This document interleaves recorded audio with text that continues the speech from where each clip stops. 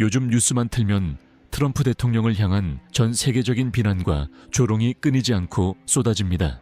이란이 중동의 목줄인 호르무즈 해협을 완전히 틀어막고 있는데도 정작 세계 경찰을 자처하던 미국이 뒷짐만 지고 구경만 하고 있다는 겁니다.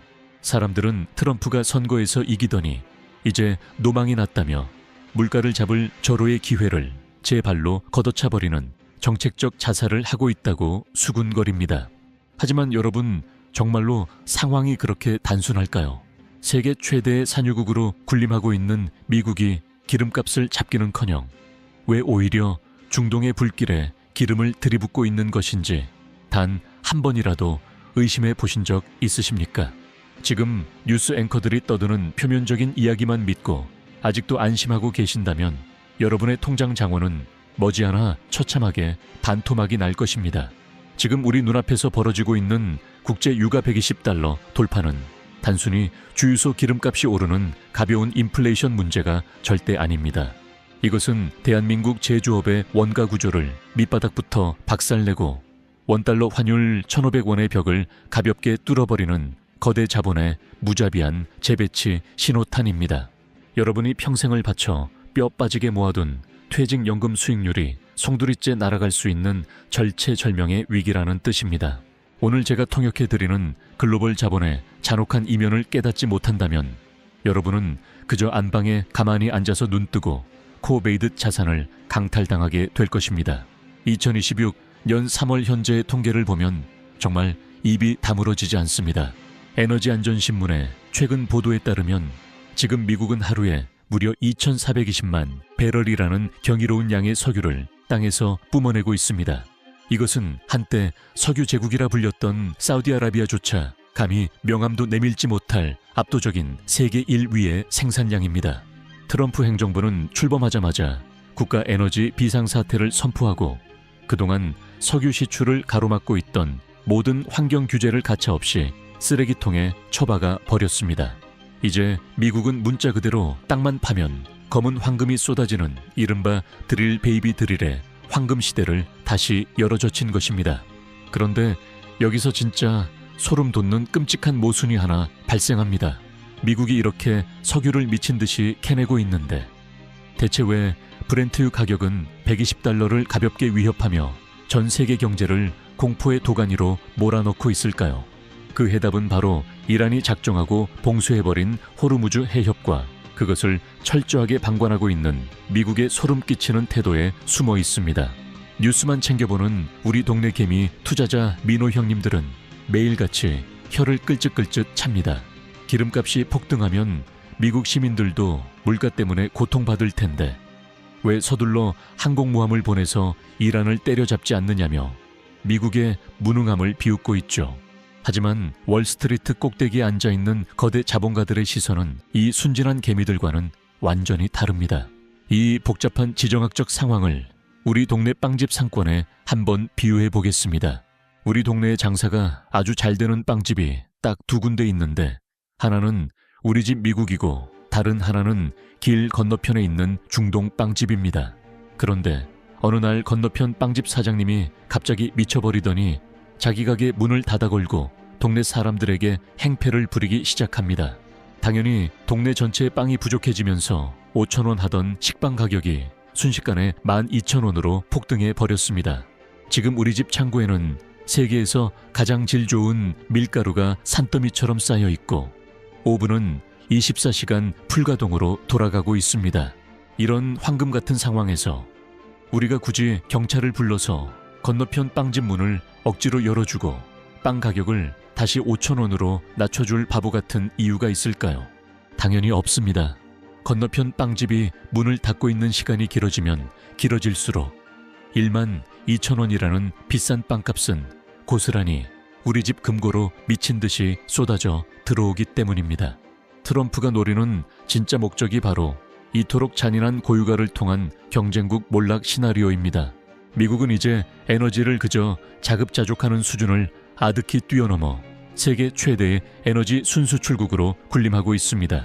국제 유가가 하늘 높은 줄 모르고 치솟으면 에너지를 전적으로 수입에 의존해야만 하는 중국이나 유럽, 그리고 한국의 수출 제조업은 막대한 원가 압박에 비명을 지르며 픽픽 쓰러지게 됩니다. 하지만 반대로 미국의 셰일 가스 기업들은 이 끔찍한 고유가 상황에서 역대급 현금을 문자 그대로 갈퀴로 긁어 모으고 있습니다.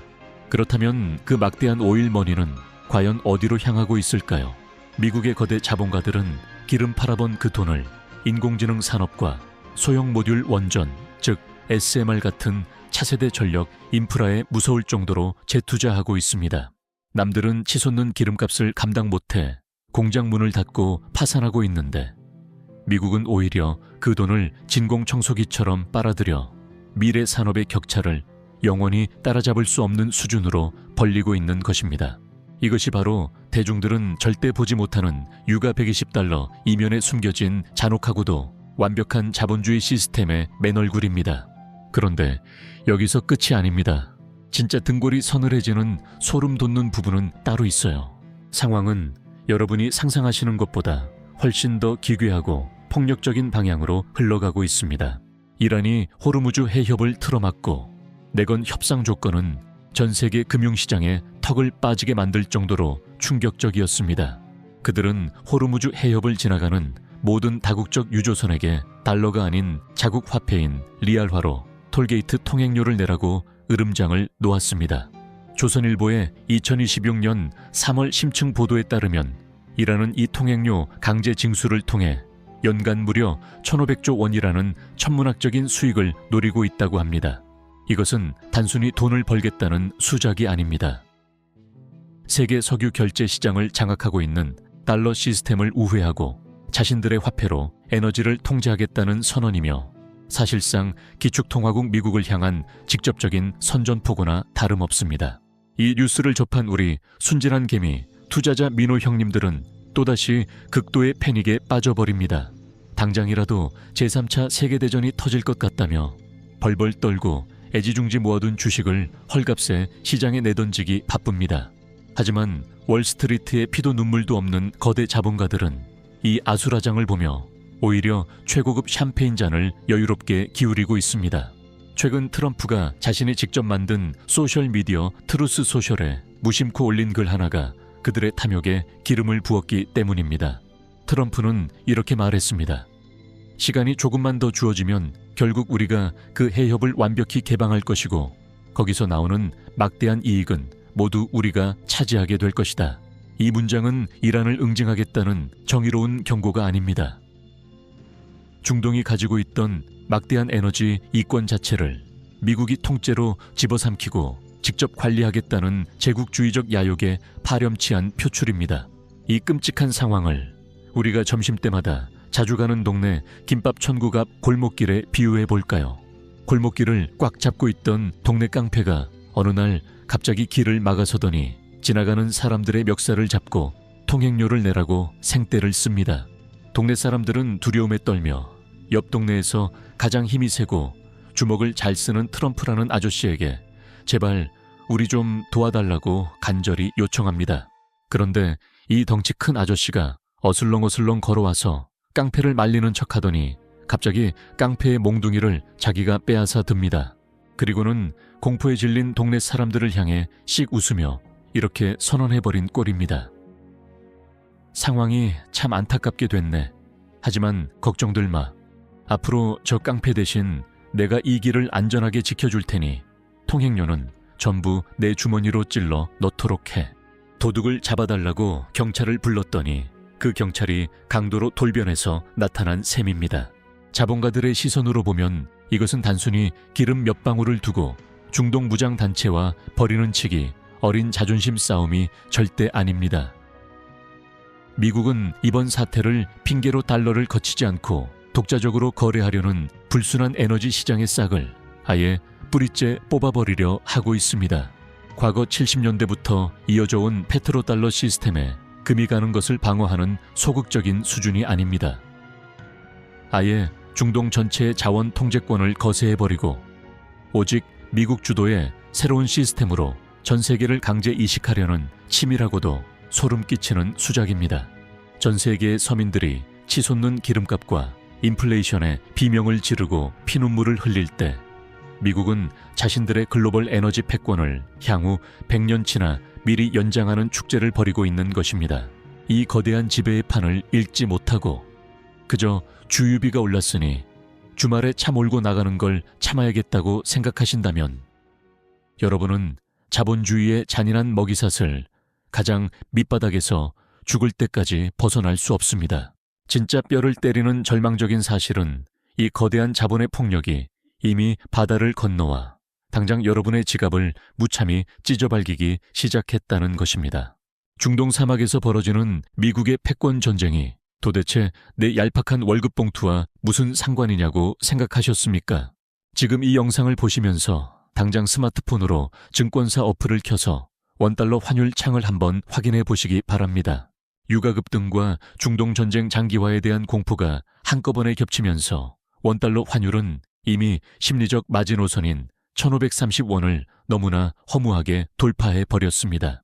이 수치는 단순히 숫자가 커진 것이 아닙니다.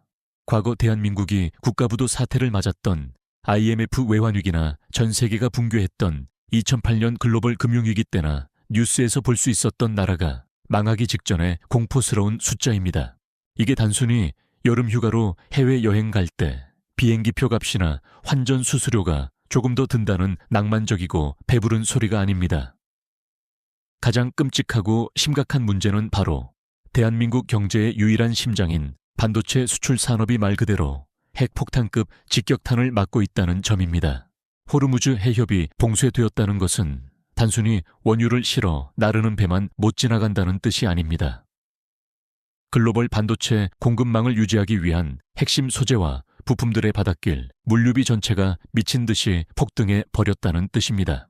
수출 하나로 온 국민을 먹여 살리는 삼성전자와 SK하이닉스의 주당 순이익, 즉 EPS 전망치가 하루가 다르게 바닥을 뚫고 지하실 끝까지 추락하고 있습니다.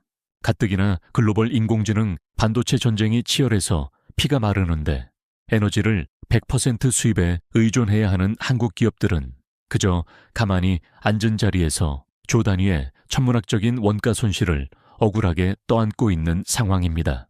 이 막막하고 답답한 상황을 우리 동네 배달 치킨집 사장님의 처절한 현실에 비유해 보겠습니다. 열심히 치킨을 튀겨서 동네에 배달을 해야 하는데 오토바이에 들어가는 휘발유 가격은 하루아침에 2배로 뛰어버렸습니다. 동네 물가가 미친 듯이 오르니 손님들은 지갑을 꽉 닫아버렸고 매일 들어오던 배달 주문은 바느반 토막이 나버렸습니다. 심지어 고장난 주방 튀김기를 고쳐야 하는데 부품이 들어오는 배송망까지 완전히 막혀버려서 내일 당장 장사를 아예 접어야 할 판국입니다. 그런데 여기서 엎친 데 덮친 격으로 건물주 행세를 하는 미국은 기준금리라는 이름의 월세를 앞으로 더 올리겠다고 매일같이 찾아와 목을 조르고 있습니다. 이런 생족 같은 환경에서 도대체 한국의 수출 기업들이 무슨 재주로 버텨낼 수 있겠습니까? 돈 냄새를 맡는 데는 귀신 같은 외국인 투자자들의 움직임을 보면 지금 대한민국이 처한 상황의 심각성을 뼈저리게 느낄 수 있습니다. 머니투데이가 발표한 충격적인 데이터에 따르면 지난 2026년 3월 한 달 동안에만 외국인들은 한국 코스피 시장에서 무려 35조 원이라는 어마어마한 자금을 단숨에 빼서 도망쳐 버렸습니다. 우리 동네 순진한 민호 형님들은 뉴스를 보며 드디어 국민주 삼성전자가 싸졌다며 마이너스 통장까지 영끌해서 빚내서 물타기를 하고 있지만 런던과 뉴욕의 거대 자본가들은 이미 오래전에 한국 시장을 쓰레기통에 버렸습니다. 그들은 에너지를 전량 수입해야만 간신히 공장이 돌아가는 한국 특유의 고비용 제조 구조가 다가오는 이 퍼펙트 스톰을 절대 살아서 버티지 못할 것이라고 아주 냉혹하고 정확하게 계산을 끝마쳤습니다. 그렇다면 한국 증시에서 썰물처럼 빠져나간 그 35조 원의 눈먼 돈은 다 어디로 갔을까요?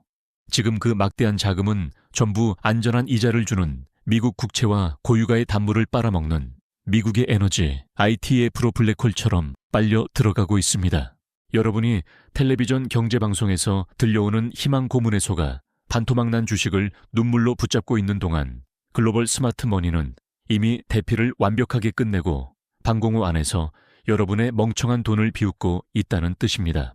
자, 이제 피를 토하는 심정으로 마지막 결론을 내리겠습니다. 세상 대중들이 손가락질하며 비웃던 트럼프의 이른바 에너지 자살 쇼는 사실 타국의 피와 살을 뜯어먹고 오직 미국만 홀로 살아남기 위해 기획된 아주 철저하고 잔혹한 에너지 약탈극이었습니다. 월스트리트의 핵심 정보를 쥐고 있는 진짜 내부자들은 브렌트유 가격이 단기적으로 $145 선까지 끔찍하게 열려 있다고 경고하고 있습니다. 미국 정부는 자국 셰일 가스 산업의 이익이 꼭대기에 달해 달러가 넘쳐 흐를 때까지 이 호르무즈 해협에 피말리는 긴장감을 아주 얄밉고 전략적으로 계속해서 활용할 것입니다.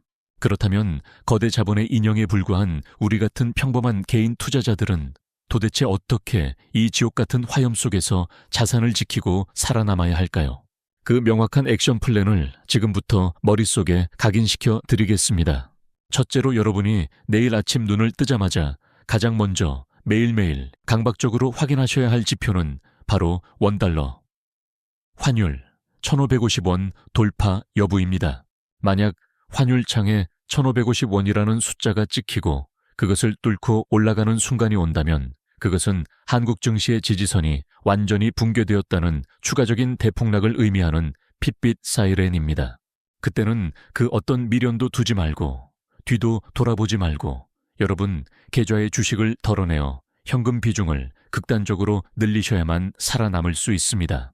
둘째로 이 미쳐버린 고유가 시장에서 기어코 투자를 하시겠다면 엉뚱한 곳에서 삽질하지 마시고 미국 셰일 기업들을 통째로 모아놓은 에너지 섹터 ITF 즉 XLE에만 집중적으로 주목하십시오.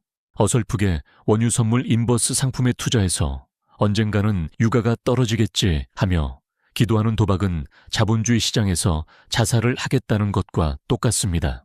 차라리 지금 이 미쳐가는 시장에 거대한 폭력적 흐름에 순응하며 분할 매수 관점으로 미국 최고 에너지 기업들이 벌어들이는 막대한 배당과 수익을 함께 나누어 먹는 편이 100번 1000번 현명한 생존 전략입니다. 마지막으로 지금 당장 여러분의 소중한 자산을 안전하게 피신시킬 수 있는 가장 완벽한 방공호 대피처를 하나 알려드리겠습니다. 흔히들 경제 위기가 오면 무조건 금을 사라고 옛날 교과서처럼 떠들지만 지금 이 특수한 패권 전쟁의 시기에는 금덩어리보다 압도적인 권력을 가진 미국 달러 현금 다발을 두 손에 꽉 쥐고 있어야 할 때입니다. 그리고 주식시장에서 이 원가 폭등의 공포를 이겨내고 유일하게 살아남아 폭등할 수 있는 대안은 외부의 에너지 수입에 의존하지 않고 전력 자립도가 압도적으로 높은 미국의 대형 기술주와 미국 본토에 지어지는 SMR 관련 원전 기업들 뿐입니다.